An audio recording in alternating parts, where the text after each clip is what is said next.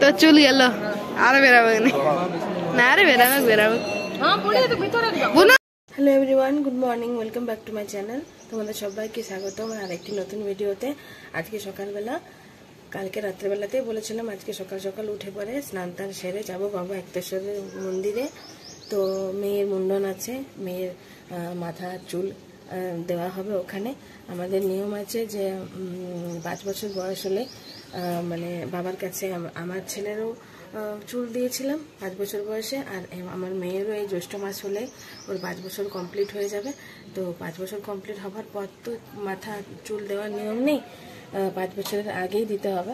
তাই জ্যৈষ্ঠ মাসের আগে এই বৈশাখ মাসে ওই চুলটা দিয়ে দেবো। তো তাই ওর জন্য নতুন জামা কাপড় কেনা হয়ে গেছে। এখন আমরা, তোমাদের দাদা ভাইয়ের স্নান করা হয়ে গেছে, ও গোপালকে তুলে দিচ্ছে, মাও যাবে আমাদের সঙ্গে। বাচ্চাগুলো উঠে পড়েছে, ওদেরকে একটু চা বিস্কুট টিস্কুট খাইয়ে দিলাম, কারণ অনেকক্ষণের ব্যাপার আছে, ওদের খিদে পেয়ে যাবে। এবারে আমার মেয়েকে এখন স্নান করাবো না, আমি সর্ষের তেল আসান নিয়ে যাচ্ছি ওখানে। আর ওখানে জলটা নদীর জল, হ্যাঁ নদীর জলটা পাম্পি করে উঠছে, তো প্রচণ্ড ঠান্ডা, যদি ঠান্ডা লেগে যায় তাই সর্ষের তেল নিয়ে যাবো, গায়ে মাখিয়ে স্নান করাবো। ও তো মাথা চুল কামিয়ে পরে ইয়ে করবে, স্নান করবে। তো আমার ছেলে এখন স্নান করবে, আমার এখনো স্নান হয়নি। আমি ঘর দৌড় পুরো বাগিয়ে নিয়েছি, বিছানাপত্র সব বাগানো হয়ে গেছে। এখন আমি স্নান করতে নামি, চলো স্নান করে একটু ঠাকুরকে জল দিয়ে দেবো, আর নচেত এসে করে দিতে হবে, কারণ প্রচণ্ড বেলা বাড়ছে, বেলা বাড়লে ভেড়ও বাড়বে আর রোদও বাড়বে। তো রোদ করে লাভ নেই, বাচ্চাগুলো খিদেও পেয়ে যাবে। তো চলো আগে আমি স্নান করতে নেমে যাই। স্নান করে নেমে পরে আমি কাঁচা কাপড় রেখেছি, কালকে কেচে রেখেছি, সেই কাপড় পরে পরে আর বাবা একটেশ্বরের কাছে যাবো। তো চলো তোমরা সঙ্গে থাকো।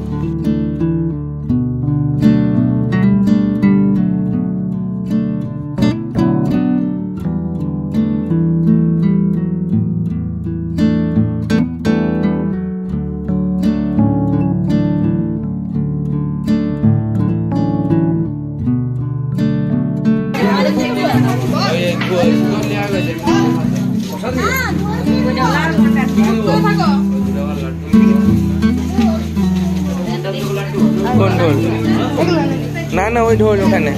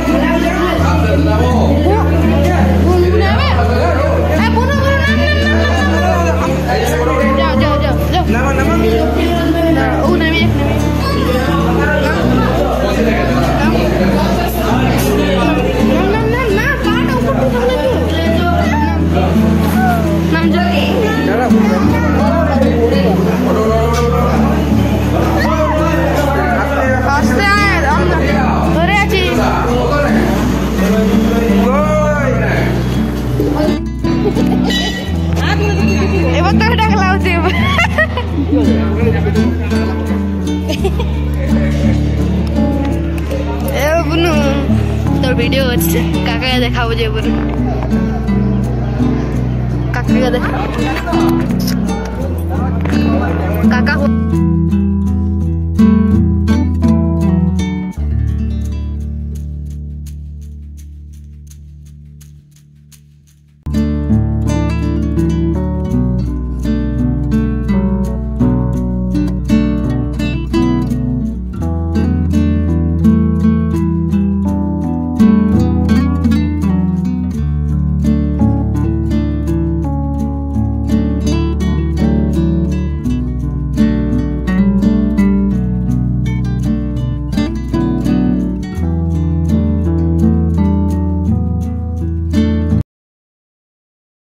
মন্দির থেকে এসে পড়ো নিস্তার নেই, রান্নাতে লেগে পড়েছি। সবজি টবজি কেটে দিয়েছিল পূজা, আমি এখন রান্না করছি। ঠাকুর মন্দির থেকে অনেকক্ষণই চলে এসেছি, ইচ্ছে ছিল অন্নভোগ খাওয়ার, কিন্তু অন্নভোগ খেতে খেতে 1:30-2 বেজে যাবে। ওখানে কোথায় বসবো, কোথায় দাঁড়াবো, বাচ্চাগুলোকে নিয়ে ওরা তো ছটপট ছটপট করছিল। প্লাস তাই ভাবলাম যে বাড়ি ফিরে আসাই ভালো, বাড়ি ফিরে এসে পরে একটু রেস্ট নেওয়া যাবে, বাড়িতে গিয়ে খাওয়াই ভালো। তবুও ওখানে প্রচণ্ড জোর খেতে পেয়েছিল, তাই ওখানে মিষ্টির দোকানে ঢুকে পড়ে চপ মুড়ি খেলাম, মিষ্টি খেলাম। তোমার দাদাভাই তো কিছুই খায়নি। তোমার দাদাভাই বললো যে আমি একবার ঘরে গিয়ে ফুল জল খাবো, তারপরে খাবার খাবো। তো মুড়ি টুড়ি এরকমও পছন্দ করে না, ওকে একটু ছাতু দিয়ে দিলাম টিফিনে, ছাতু গুড়। দোকান নিয়ে চলে গেছে, দোকান যাবার তারা প্রায় 11টা বেজে গেছিলো বাড়ি ফিরতে ফিরতে। তো সকালবেলা জলখাবার করে রেখেছিল পূজা, রুটি তরকারি করেছে, ডাল করেছে, তো সেই ডালটাই ভাত দিয়েও খাওয়া হবে। এখন বিশেষ কিছু রান্না করিনি, ভেন্ডি ভাজা করেছি, আলু পোস্ত আর ডাল, আর একটু টমেটো দিয়ে আম দিয়ে চাটনি করেছি, বাস এইটুকুই। আর ভাত হচ্ছে এখানে। তো এইটুকু মনে হচ্ছে শুয়ে দিই, কারণ অনেক ভোর ভোর ওঠা হয়েছে। প্লাস আমি যদি ভোর ভোর স্নান করি না, তাহলে আমার মাথা পুরো ধমধম করে, একদম পুরো মাথাটা ব্যথা করছে, মনে হচ্ছে শুয়ে দিই। কিন্তু আমার মেয়ে কিছুই খায়নি, ওকে চিপসের প্যাকেট কিনেছিল, চিপসের প্যাকেটটা খাচ্ছিল, ওটা খেয়ে খাচ্ছে আর জল খাচ্ছে। ওকে মুড়িতে দিচ্ছি, চপটা ঝাল ছিল, ঝাল লাগছিল, আর জল খাচ্ছে, পেট ভর্তি হয়ে গেছে। ওকে এখন ভাবছি এখন তাড়াতাড়ি করে একটু রান্না বান্না করে দেবো, একটু 4টে ভাত খাইয়ে দেবো, তাহলে নিশ্চিন্ত। তারপরে আমরা যখন মন যায় খাবো। তো ও আরেকটা জিনিস কিনেছে ওখানে মন্দিরের সামনে, যে দোকানে আমরা পুজোর জিনিস কিনি, সেখানে অনেক সুন্দর জিনিস বিক্রি করে। তো সেখানে আরেকটাও জিনিস কিনেছে, চলো তোমাদের একটু দেখাই।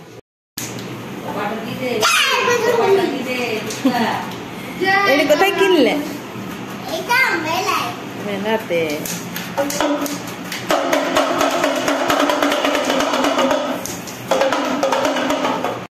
অনেক বড় বড় সাইজের ছিল, মানে এই সাইজটা ছোট, এর থেকে আরেকটা মিডিয়াম সাইজ ছিল, আর একটা বড় সাইজ ছিল।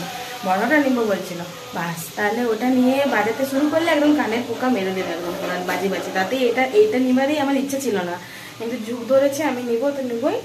তো ওই যে কিনে দিয়েছি ওর বাবা, ওটা নিয়ে চলে এসেছে। আরেকটা পাথর বাটি কিনেছি, কারণ যখন নারায়ণ পুজো হয়, তখন দুর্গা পুজোর সময় যে লক্ষ্মী পুজোটা হয়, তখন যে কোজাগরী লক্ষ্মী পুজোর সময় সিন্নি ঘাটা হয়, তো সিন্নি ঘাটার যে পাথর বাটিটা ছিল, সেই পাথর বাটিটা আমার হাত থেকে পড়ে ভেঙে গেছিলো।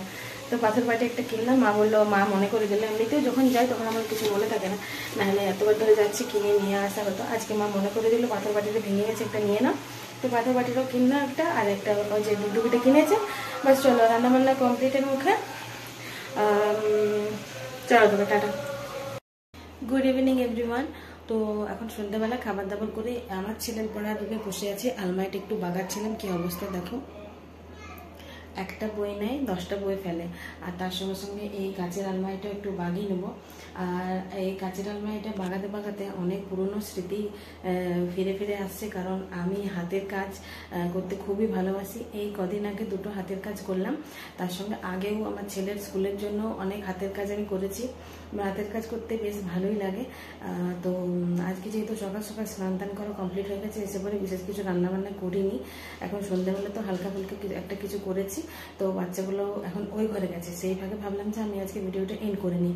তোমার দাদাভাই এখনো পর্যন্ত দোকান থেকে আসেনি, তো ও এলেই খাওয়া দাওয়া করে শুয়ে পড়বো।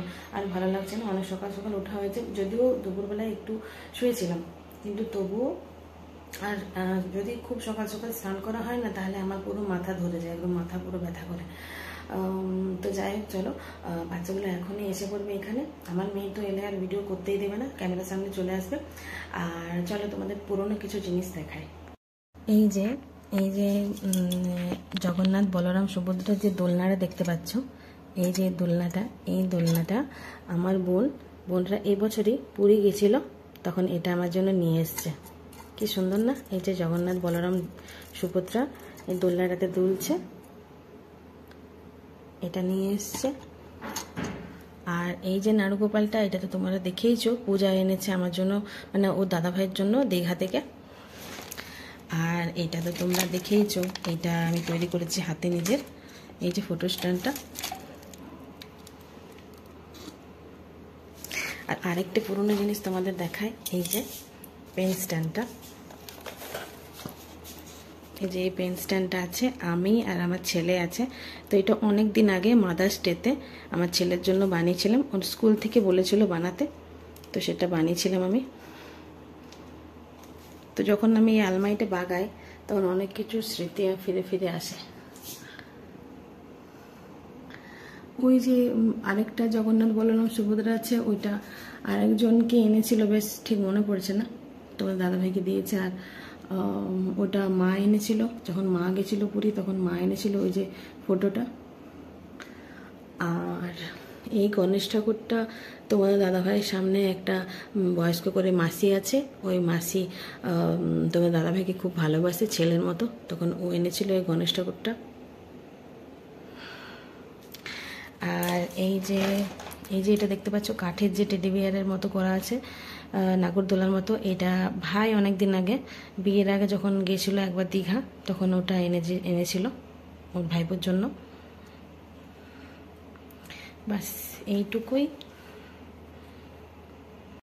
তো চলো বন্ধুরা, তোমাদের সঙ্গে দেখা হচ্ছে নেক্সট ব্লগে। তোমরা ভালো থেকো, সুস্থ থেকো, তোমাদের সবাইকে গুড নাইট, টাটা।